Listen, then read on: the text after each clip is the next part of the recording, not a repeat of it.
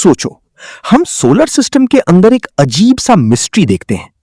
एक प्लैनेट सूरज के बिल्कुल पास है, फिर भी उतना गर्म नहीं जितना एक दूसरा प्लैनेट जो उससे थोड़ा दूर है। सूरज के करीब जहां सबसे पहला प्लैनेट है मर्क्यूरी, ये सूरज के सबसे नजदीक है। इतना नजदीक कि दिन के टाइम इसका टेम्परेचर लगभग 430 डिग्री सेल्सियस तक पहुंच जाता है। मतलब इतना गर्म कि लेड जैसे मेटल भी पिघल जाए। लेकिन ट्विस्ट यहां आता है, रात होते ही मर्क्यूरी का टेम्परेचर गिरकर -180 डिग्री सेल्सियस तक चला जाता है। एक ही प्लैनेट पे एक्सट्रीम हीट और एक्सट्रीम कोल्ड। अब सवाल ये उठता है, अगर मर्क्यूरी सूरज के इतने पास है तो ये कंप्लीटली मेल्ट क्यों नहीं हो जाता? मर्क्यूरी के पास ऑलमोस्ट कोई एटमॉस्फेयर नहीं है। एटमॉस्फेयर मतलब हवा की लेयर जो हीट को ट्रैप करती है। अर्थ पर यह लेयर हीट को बैलेंस करती है, लेकिन मर्क्यूरी पर यह सिस्टम है ही नहीं। दिन में सूरज की हीट डायरेक्टली सरफेस को जलाती है और रात को वो हीट स्पेस में एस्केप हो जाती है। इसलिए मर्क्यूरी एक हीट स्टोरेज नहीं कर पाता। वो बस हीट को रिसीव करता है और तुरंत लूज कर देता है। अब एंट्री होती है वीनस की, जो सूरज से सेकंड नंबर पर है। लॉजिक के हिसाब से वीनस को मर्क्यूरी से थोड़ा ठंडा होना चाहिए, लेकिन रियलिटी बिल्कुल उल्टा है।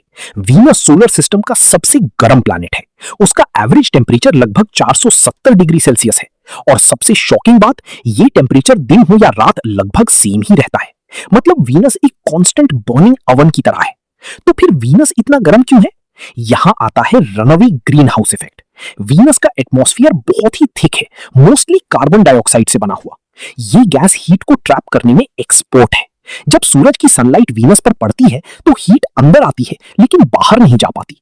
धीरे धीरे ये हीट अक्यूमुलेट होती रहती है और पूरा प्लैनेट एक प्रेशर कुकर बन जाता है। सोचो, वीनस का एटमॉस्फेयर इतना डेंस है कि उसका सरफेस प्रेशर अर्थ से लगभग 90 टाइम्स ज्यादा है। मतलब अगर तुम वहां खड़े हो तो ऐसा लगेगा जैसे तुम समुद्र के 900 मीटर नीचे हो। और ऊपर से इतनी हीट, कोई भी इंसान या मशीन वहां ज्यादा देर सरवाइव नहीं कर सकती। अब कंपेयर करते हैं अर्थ को, जो लाइफ के लिए परफेक्ट है। अर्थ का एवरेज टेम्परेचर लगभग 15 डिग्री सेल्सियस है, ना ज्यादा गर्म ना ज्यादा ठंडा। ये पॉसिबल है एक बैलेंस्ड एटमॉस्फेयर की वजह से, जिसमें नाइट्रोजन, ऑक्सीजन और थोड़ी सी कार्बन डाइऑक्साइड है।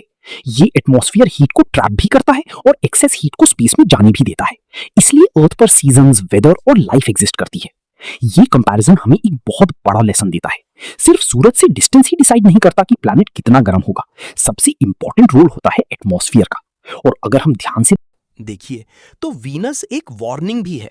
अगर अर्थ पर ग्रीन हाउस गैसेस अनकंट्रोल्ड बढ़ जाएं, तो हमारा प्लैनेट भी धीरे धीरे वीनस जैसा बन सकता है।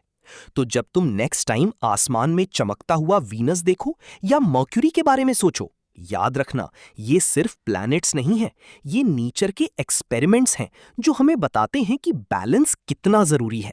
और इसी बैलेंस की वजह से हम यहां जिंदा हैं। वीडियो अच्छी लगी तो लाइक करें और चैनल को भी सब्सक्राइब भी कर दें।